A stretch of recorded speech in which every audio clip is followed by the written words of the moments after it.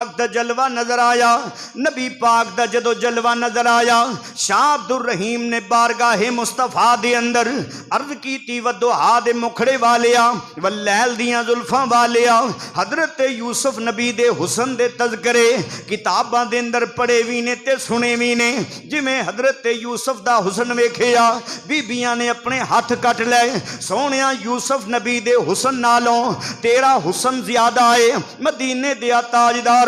تیرے حسن دے بارے کوئی ایسا کوئی واقعہ نہ پڑھے آئے نہ سنے آئے۔ میرے نبی نے فرمایا شاہ عبدالرحیم سن لے، اللہ تعالیٰ دی ذات نے میرا حسن یوسف نبی دے حسن نالو بھی زیادہ بنایا ہی، لیکن اللہ تعالیٰ دی ذات نے میرے حسن دے اتے 70,000 پردے ڈال دیتے نے، جتنا حسن اللہ نے یوسف نبی نو عطا فرمایا سارے دا سارا قوم دے اندر ظاہر کر دیتا، جتنا حسن اللہ نے مینو عطا فرمائے میرا حسن اللہ نے قوم اندر ظاہر نہیں کیتا، بلکہ میرے حسن دے اتے 70,000 پردے ڈالے نے، اگر ایک پردہ بھی اٹھا دیتا جائے قوم اندر ویکھن دی طاقت نہ روے، کسے دی آنکھ وچ اتنی جرت نہ ہوئے کہ میرے حسن نو ویکھ سکے۔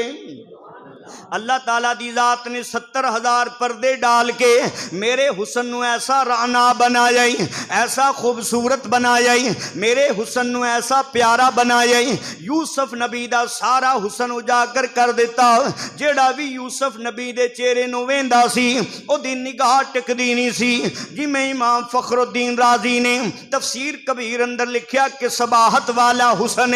نگاہ پاؤ تے نگاہ ٹکدی نہیں، میرے نبی دا حسن ملاحت والا ہے، جیڑا ویندا ہے میرے نبی نو ویکھدا ہی رہ جاندا ہے، تے مصطفیٰ دے چہرے نو ویکھ ویکھ کے کہندے ہونگے کیویں مکھڑے تو نظراں ہٹاواں تیرے وچوں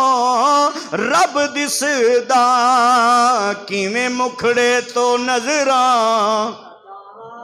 کیویں مکھڑے تو نظراں ہٹاواں تیرے وچوں رب دسدا، دل کردا اے میں تینوں ویکھی جاواں تیرے وچوں رب دسدا، دل کردا اے میں تینوں ویکھی جاواں تیرے وچوں رب دسدا، اے تے میرے نبی دا حسن عزیزان گرامی تفسیر کبیر اندر حضرت امام فخر الدین رازی لکھ دینے، آپ نے کی لکھیا حضرت یوسف علیہ السلام دے حسن دے بارے، جدو حضرت یوسف نبی مصر دیاں گلیاں چٹر دینے، حضرت یوسف دے حسن دی وجہ تو مصر دیاں گلیاں روشن ہو جاندیاں نے، تے میرے نبی پاک علیہ السلام دی حسن دی گل کر دیاں ہویاں، حضرت انس بن مالک رضی اللہ تعالیٰ نو بیان کر دینے، جدو میرے نبی پاک نے ہجرت فرمائی، ہجرت فرما کے امام الانبیاء علیہ السلام مدینہ پاک اندر جلوہ فرما ہوئے، تے حضور دے مکھڑے دے چانن دے نال مدینے دی ہر شے چمکن لگ پئی،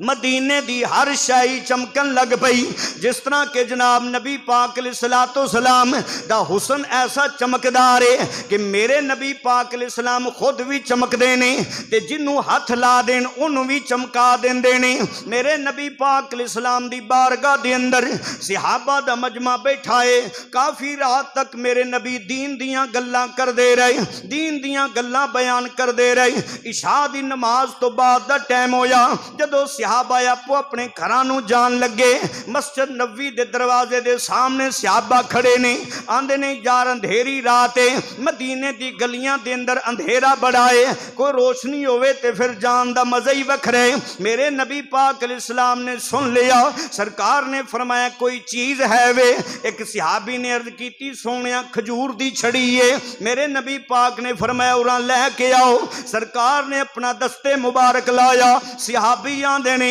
جی میں سرکار نے اپنا دستے مبارک لایا کھجور دی چھڑی چمکن لگ پئی، پھر